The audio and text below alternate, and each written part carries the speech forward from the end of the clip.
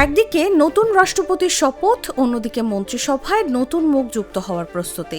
একই রাতে বাংলাদেশের রাজনীতিতে ঘটতে যাচ্ছে দুটি গুরুত্বপূর্ণ পরিবর্তন।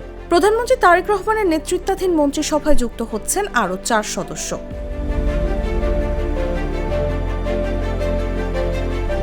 শুক্রবার রাতে বঙ্গভবনের দরবার হলে শপথ নেবেন মন্ত্রিসভার নতুন 4 সদস্য।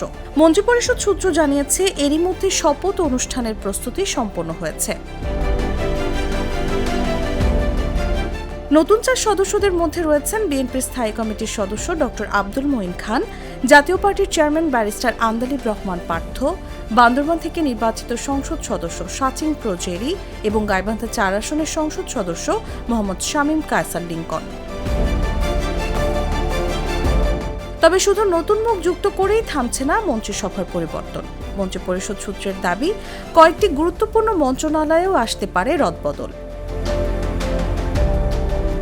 সম্ভাব্য পরিবর্তনের তালিকায় রয়েছে বিমান, কৃষি, খাদ্য, বিদ্যুৎ এবং জ্বালানি, স্থানীয় সরকার এবং তথ্য সম্প্রচার মন্ত্রণালয়।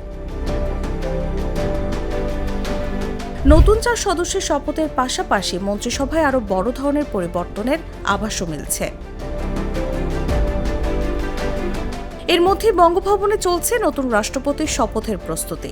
রাষ্ট্রপতির প্রেস সচিব মোহাম্মদ সারোয়ার আলম জানিয়েছেন, শপথ অনুষ্ঠানের সব আয়োজন শেষ হয়েছে।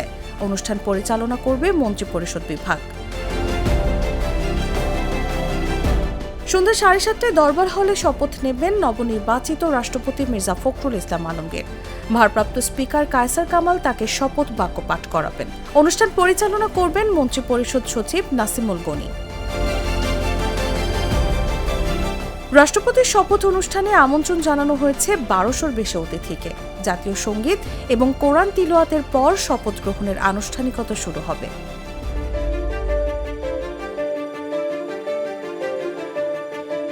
এর আগে বৃহস্পতিবার জাতীয় সংসদে অনুষ্ঠিত রাষ্ট্রপতি নির্বাচনে 349 সংসদ সদস্যের মধ্যে 255 ভোট পেয়ে নির্বাচিত হন মির্জা ফখরুল ইসলাম আলমগীর। দীর্ঘ 35 বছর পর একাধিক প্রার্থীর অংশগ্রহণে রাষ্ট্রপতি নির্বাচন দেখল বাংলাদেশ।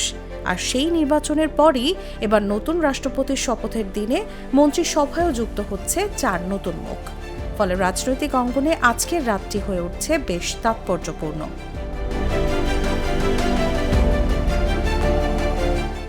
নিউজ ডেস্ক, জাগো নিউজ। Mr. Noodle